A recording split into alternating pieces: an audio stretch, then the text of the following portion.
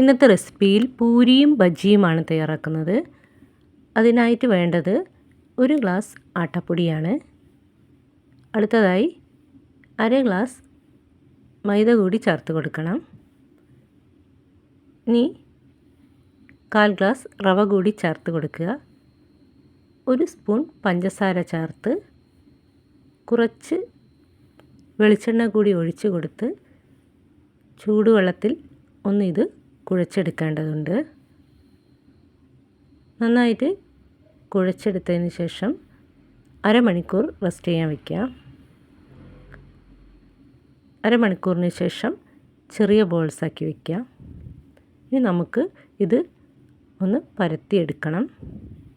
എല്ലാം പരത്തിയെടുത്തതിന് ശേഷം ചീനച്ചട്ടിയിൽ കുറച്ച് വെളിച്ചെണ്ണ ഒഴിച്ച് അല്പം നെയ്യും കൂടി ചേർത്ത് ഇതൊന്ന് വറുത്തെടുക്കുക. ഓരോന്നായിട്ട് ഇങ്ങനെ വറുത്തെടുത്ത് എല്ലാം തയ്യാറായി കഴിഞ്ഞാൽ വേറൊരു പ്ലേറ്റിലേക്ക് മാറ്റാം. അധികം എണ്ണമയമൊന്നുമില്ലാതെ അടിപൊളിയായിട്ട് തന്നെ കിട്ടിയിട്ടുണ്ട്.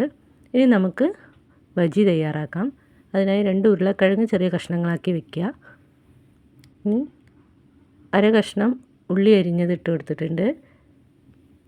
7 പച്ചമുളക് കീറിയിടുക. 1 തക്കാളി ഇട്ട് കൊടുത്തതിന് ശേഷം ഉപ്പും മഞ്ഞൾപ്പൊടിയും ഇട്ട് കൊടുത്ത് പാകത്തിന് വെള്ളം ഒഴിച്ച് നന്നായിട്ട് ഇളക്കി കൊടുത്തതിന് ശേഷം കുക്കറിലിട്ട് ഇതൊന്ന് വേവിച്ചെടുക്കുക.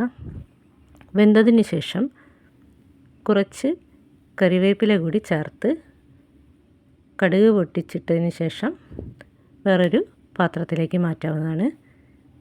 പൂരിക്കൊപ്പം കഴിക്കാൻ ഏറ്റവും രുചി ബജ്ജി തന്നെയാണ്.